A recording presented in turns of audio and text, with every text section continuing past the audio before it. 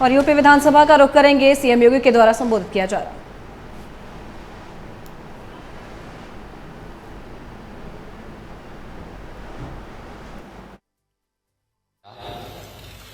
और सचमुच लोकतंत्र का मंच इसी गरिमापूर्ण तरीके से लोकतंत्र को इसी प्रकार से पुष्ट करता हुआ आगे बढ़ेगा जो पिछले 24 घंटे के अंदर हम लोग यहां पर सदन में और पूरा प्रदेश और पूरा देश यहां पर उठे हुए मुद्दों की ओर बड़े ध्यान से देख रहा है और सुन रहा है। हो सकता है अपनी अपनी दृष्टि और अपने अपने दृष्टिकोण की बात होती है,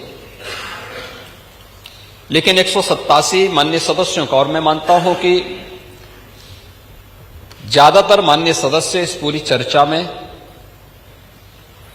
अपने अभिभाषण को और अपने विजन को रखना चाहते थे, लेकिन समय की सीमित संभावनाओं को, और चूंकि चर्चा को हमें आगे बढ़ाना था, अभी हमें इससे संबंधित जो व्यापक रणनीति आगे बनानी है और समाज से जुड़े हुए सभी स्टेक होल्डर्स के पास हम जाएंगे, उन सब से चर्चा परिचर्चा करने के बाद एक विस्तृत चर्चा के लिए और अलग अलग सेक्टर वाइज जिन मुद्दों पर आज हम चर्चा करने जा रहे हैं, इसको लेकर के फिर हम लोग फिर सदन में आना चाहेंगे कि वास्तव में ये कल्पना से परे है कि सदस्य रुचि लें और इस महत्वपूर्ण चर्चा में भाग लें, लेकिन ये उन लोगों की आंखों को खोलने वाला है जो विधायिका पर और सदस्यों के आचरण पर उंगली उठाते हैं कि नहीं, प्रदेश के लिए या देश के लिए जब भी आवश्यकता पड़ेगी हम सभी अपना योगदान देंगे। इस चर्चा ने पिछले 24 घंटे के अंदर ये साबित किया है, इसलिए मैं भाग लेने वाले और इसमें श्रोता के रूप में भी बने हुए सभी मान्य सदस्यों का और विशेष रूप से नेता विरोधी दल का हृदय से धन्यवाद करता हूं। महोदय, उत्तर प्रदेश की जब हम बात करते हैं तो उत्तर प्रदेश केवल देश की एक सबसे बड़ी आबादी का राज्य ही नहीं है, यह भारत की आध्यात्मिक और सांस्कृतिक विरासत का प्रतिनिधित्व करने वाली देश की एक प्रकार की ऊर्जा का केंद्र बिंदु भी है। भारत की ऊर्जा का केंद्र बिंदु है जो भारत की आध्यात्मिक और सांस्कृतिक नेतृत्व को अपने यहां से प्राचीन काल से ही देता रहा है। और इसीलिए जब ग्लोबल इन्वेस्टर समिट में यहां लखनऊ में 2023 में उसके उद्घाटन समारोह को संबोधित करते हुए आदरणीय प्रधानमंत्री जी ने जो बातें यहां पर कही थी, उन्होंने इस बात को कहा था कि आज उत्तर प्रदेश एक आशा है, एक उम्मीद बन चुका है। भारत अगर आज दुनिया के लिए एक ब्राइट स्पॉट है तो यूपी भारत की ग्रोथ को ड्राइव करने वाला एक अहम नेतृत्व भी दे रहा है। ये आदरणीय प्रधानमंत्री जी के विचार थे जो उत्तर प्रदेश ने इस दौरान अपनी एक व्यापक कार्य योजना को लेकर के अपने कार्यक्रमों को आगे बढ़ाने का काम किया। और ये हम सब का सौभाग्य है कि देश अपनी आजादी के अमृतकाल में कल देश का स्वतंत्रता के 78 वर्ष पूरे होने जा रहे हैं। 78 वर्ष की इस यात्रा के आत्मावलोकन का एक अवसर पूरे देशवासियों को कल प्राप्त होगा। पूरा देश की आजादी के अमृत महोत्सव वर्ष में देश की भावनाओं के साथ, देश के नेतृत्व की भावनाओं के साथ जुड़ा था। और उस समय आदरणीय प्रधानमंत्री जी ने देशवासियों के सामने कुछ संकल्प लिए थे। जो संकल्प थे उन संकल्पों में जो महत्वपूर्ण संकल्प था 2047 तक भारत को एक विकसित भारत के रूप में स्थापित करना। हम सब इस बात को जानते हैं कि भारत विकसित तब बनेगा जब सभी राज्य इस दिशा में अपनी अपनी भूमिका का निर्वहन करेंगे और अपनी भूमिका के इस निर्वहन करने की दृष्टि से पिछले 24 घंटे से अधिक समय से इस माननीय सदन में Wow, this is so cool.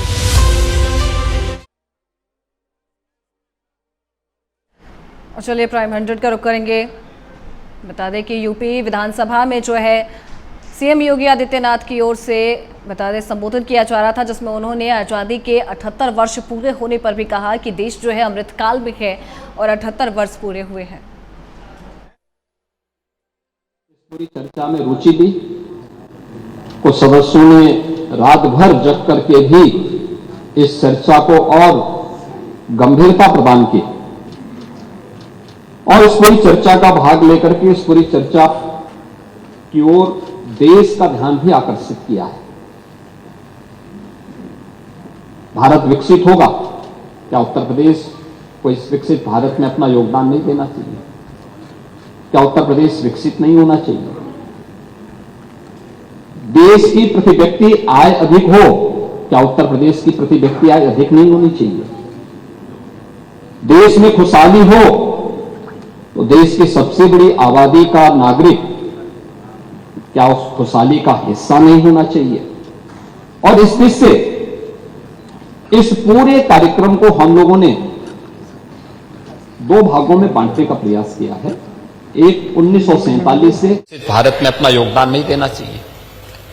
क्या उत्तर प्रदेश विकसित नहीं होना चाहिए? देश की प्रति व्यक्ति आय अधिक हो, क्या उत्तर प्रदेश की प्रति व्यक्ति आय अधिक नहीं होनी चाहिए? देश में खुशहाली हो तो देश की सबसे बड़ी आबादी का नागरिक क्या उस खुशहाली का हिस्सा नहीं होना चाहिए? और इस दृष्टि से इस पूरे कार्यक्रम को हम लोगों ने दो भागों में बांटने का प्रयास किया है। एक 1947 से 2017 तक क्या हुआ, इन 75 वर्षों में, इन 70 वर्षों में हम लोगों ने क्या अचीव किए, और 2017 के बाद आज की जो यात्रा है अगले 30 वर्ष की, क्योंकि 1947 से लेकर 2047 तक की ये 100 वर्षों की जो यात्रा है, इन 100 वर्षों की इस यात्रा में हमने क्या खोया, क्या पाया है, इसका दृश्यावलोकन करने, उसका आत्मावलोकन करने का ये सबसे उचित समय है जो प्रधानमंत्री जी ने विजन डॉक्यूमेंट के रूप में देश के सामने प्रस्तुत किया था। और उसी विजन डॉक्यूमेंट से अनुप्रेरित होकर के उत्तर प्रदेश आज इस विजन डॉक्यूमेंट की प्रारंभिक चर्चाओं को अपने यहां आगे बढ़ाने का काम कर रहा है। महोदय, 2017 के पहले मैं यहां पर सबसे पहले जो हमारे नेता प्रतिपक्ष तो काफी बुजुर्ग हैं, अनुभवी हैं, वे बोलने का प्रयास करते हैं। जब अपने स्वयं के विवेक से बोलते हैं तो सही बात बोलते हैं, लेकिन जब दूसरों के द्वारा संचालित होने लगते हैं तो फिर थोड़ा कभी कभी उनको मुर्गा भी याद आने लगता है। लेकिन अन्य और जो भी खाते होंगे, लेकिन आपको अच्छा लगता है, मुझे बहुत अच्छा लगा कि आप कम से कम इसको स्वीकार करते हैं। नहीं, खाने पीने पे प्रतिबंध नहीं है, कोई दिक्कत नहीं।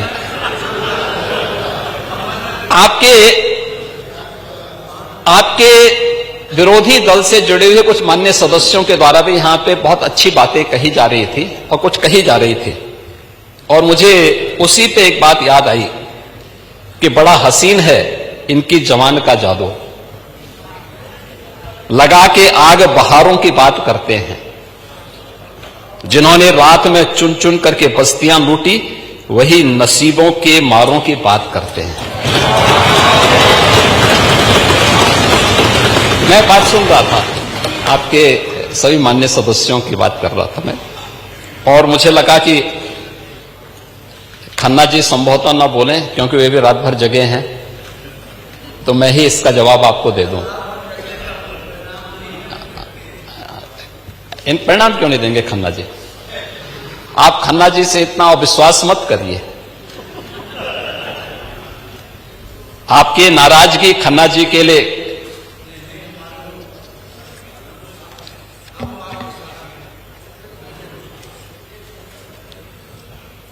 महोदय, इस पूरे विजन डॉक्यूमेंट पर जब हम चर्चा कर रहे थे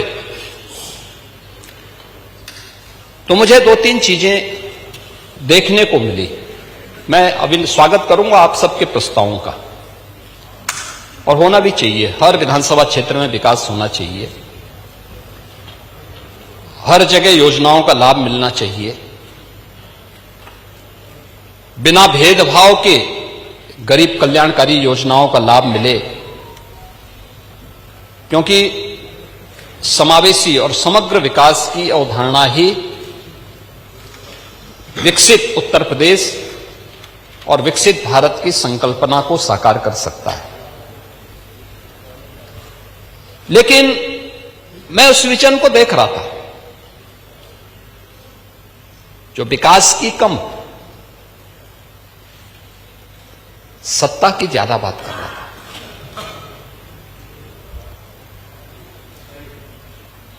जो अपने स्वयं की बात कर रहा था। और मुझे आप लोगों की बातों से एक चीज लगी,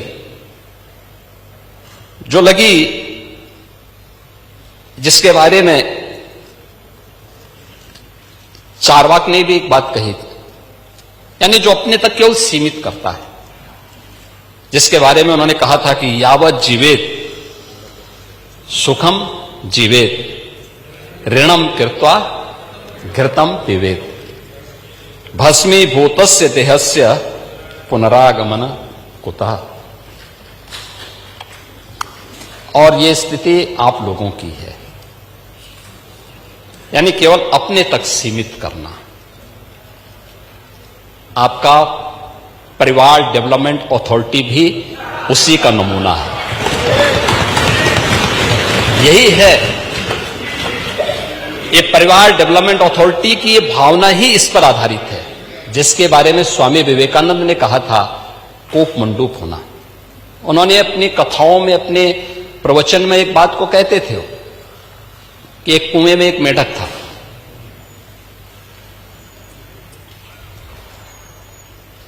कुएं में पड़ा था, वहीं पैदा हुआ था, उसने दुनिया नहीं देखी थी। तो एक दिन बाहर का एक मेढक दुर्भाग्य से वहां आ गया।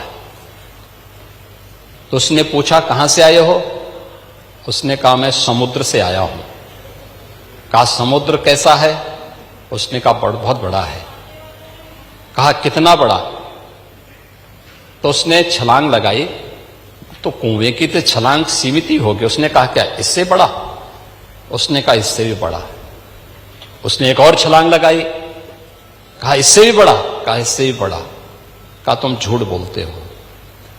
और मुझे लगता है यही दृष्टि कूप मंडूक वाली आप लोगों की है। दुनिया आगे बढ़ रही है, एक प्रतिस्पर्धा चल रही है, लेकिन आप लोग अभी भी अपने परिवार तक सीमित होना चाहते हैं। और इसीलिए मैंने कहा ना, परिवार डेवलपमेंट अथॉरिटी का शिकार आप हो चुके हैं। प्रदेश को भी आप वहीं ले जाना चाहते हैं। क्या स्थिति थी 2017 के पहले? 2017 के पहले क्या नहीं है उत्तर प्रदेश में? क्या नहीं था? क्या नहीं था उत्तर प्रदेश में? खन्ना जी ने कल प्रातः संकल्प रखा था, तो उस समय उस संकल्प में उन्होंने कुछ बातें कही थी। कहां थे हम 1947 तक भी, 1950 में भी, 1960 में भी, और कैसे हम लगातार गिरावट की तरफ गए। ये डिटोरेशन, इसका कारण क्या था? 1990 के बाद क्या स्थिति थी?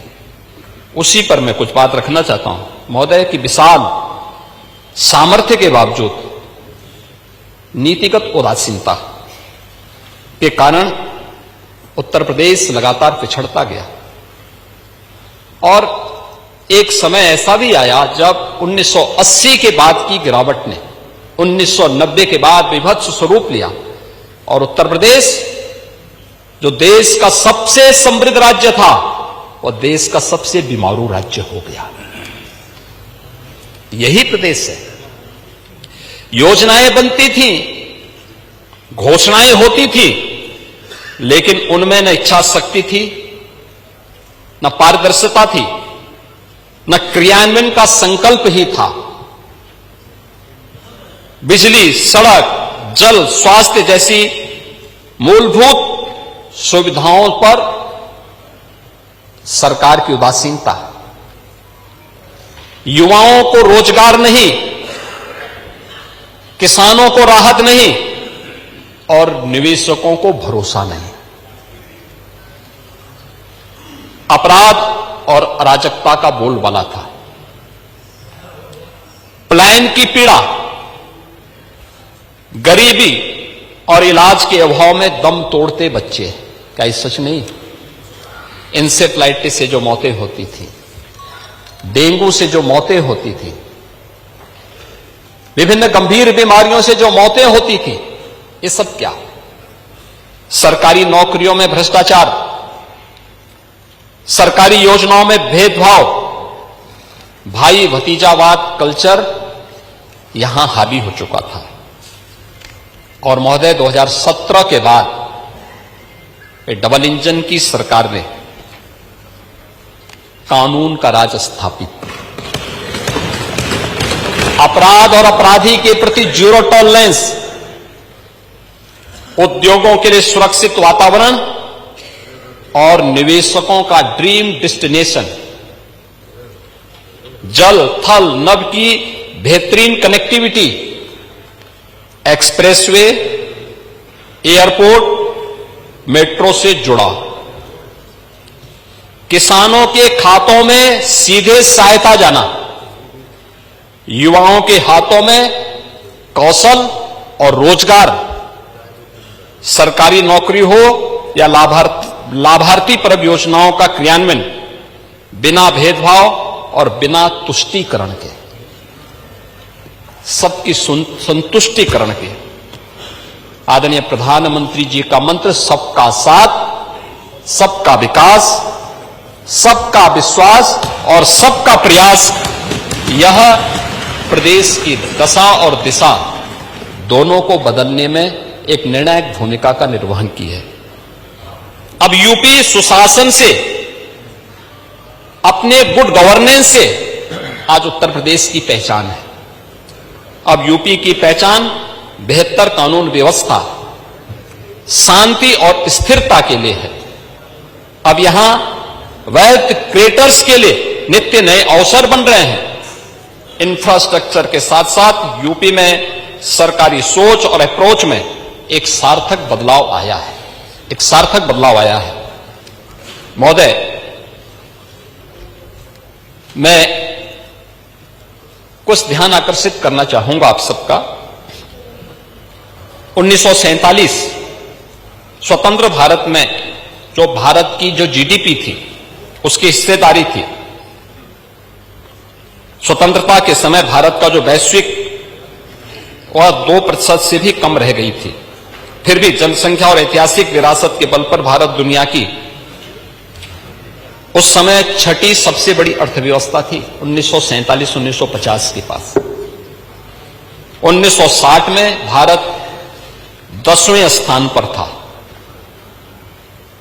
1980 और 2014 के तक भारत 11वें स्थान पर गया और 2014 में देश का भाग्योदय होता है से नरेंद्र मोदी जी देश के प्रधानमंत्री बनते हैं।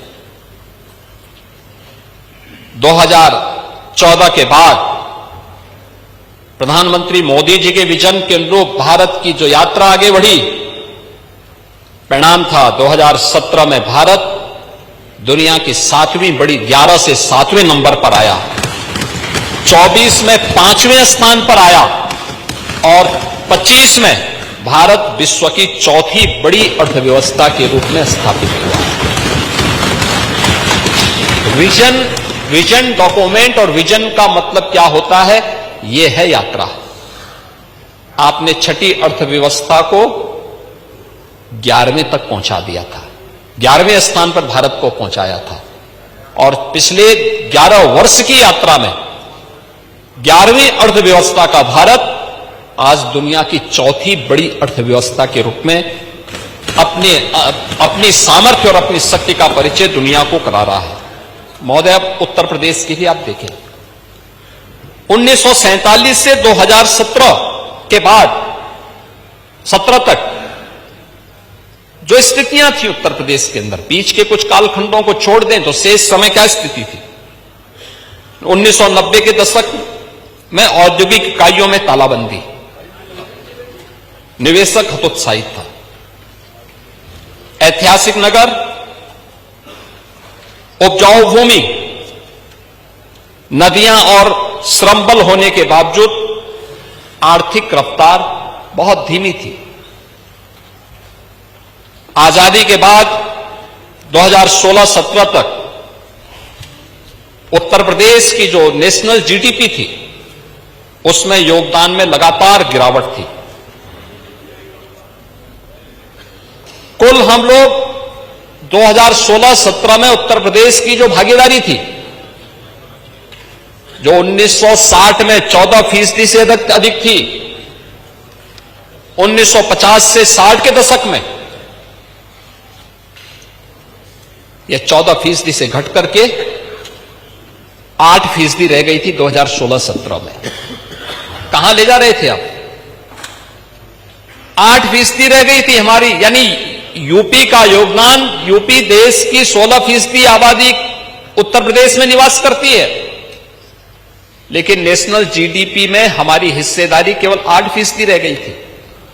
और महोदय, मुझे आज ये स्थिति थी, आजादी के समय प्रति व्यक्ति आय जो राष्ट्रीय औसत के बराबर थी, जो प्रति व्यक्ति आय राष्ट्रीय औसत के बराबर थी, 17 में यह नेशनल एवरेज का 1/3 रह गई थी, 1/3 रह गई थी।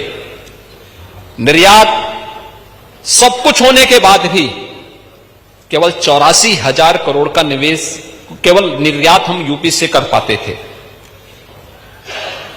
प्रदेश का बजट केंद्रीय करों पर निर्भर हो गया था, 56% केंद्रीय करों पर निर्भरता थी और नीति आयोग के फिस्कल हेल्थ इंडेक्स में उत्तर प्रदेश की गिनती पिछड़े राज्यों में हो गई थी। 17 से 25 के बीच इन 8 वर्षों में उत्तर प्रदेश ने आज जो हमारी जीएसडीपी है, यह जीएसडीपी जो उत्तर प्रदेश की 16-17 में लगभग 13 लाख करोड़ की थी, आज यह बढ़कर के इस वित्तीय वर्ष के अंत तक यह बढ़कर के लगभग 35 लाख करोड़ तक पहुंचने जा रही है। कोई तुलना है? 1947 से लेकर के 2017 तक केवल 13 लाख करोड़ की और 2017 से लेकर के 25-26 तक हम इसे 35 लाख करोड़ तक पहुंचा रहे हैं। उत्तर प्रदेश का जीडीपी में योगदान जो केवल 8% रह गया था, 50 के दशक में जो 14% था, 2016-17 में रहकर केवल 8% रह गया था, आज इसे हम 9.5% तक पहुंचाने में फिर सफल हुए हैं।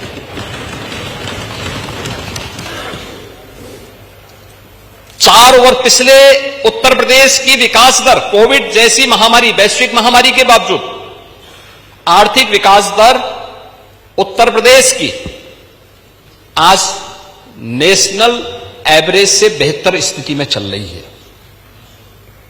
15.9% की विकास दर के साथ उत्तर प्रदेश आगे चल रहा है। प्रति व्यक्ति आय 43,000 करोड़ रुपए से बढ़कर के इस वित्तीय वर्ष में 1,20,000 करोड़ तक ये पहुंच चुकी है। और मेरा यह मानना है कि उत्तर प्रदेश में संभावना है, आज हम इसको आगे बढ़ाएंगे। आज नेशनल जो पर कैपिटा इनकम है वह 2 लाख करोड़ की है, उत्तर प्रदेश 1,20,000 तक पहुंच चुका है।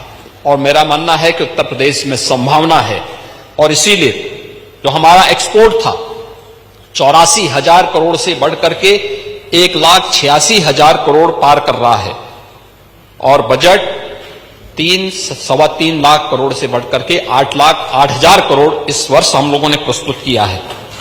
केंद्रीय करों पर निर्भरता 56% से घटकर के 46% रह गई है। राज्य की हिस्सेदारी भी हर एक क्षेत्र में आगे बढ़ी है। स्टेट एक्साइज 52 यानी 12,000 से बढ़कर के यह 60,000 तक पहुंचने जा रही है। और नीति आयोग के फिजिकल हेल्थ इंडेक्स में 8.9 अंकों का सुधार हुआ है। प्रदेश फ्रंट रनर स्टेट का दर्जा प्रदेश को हासिल हुआ है, और पिछले 5 वर्षों में यूपी अब बीमारू नहीं, रेवेन्यू सरप्लस स्टेट के रूप में अपने आप को स्थापित कर रहा है। अब यूपी डिजिटल स्टेट के रूप में अपने आप को स्थापित कर रहा है।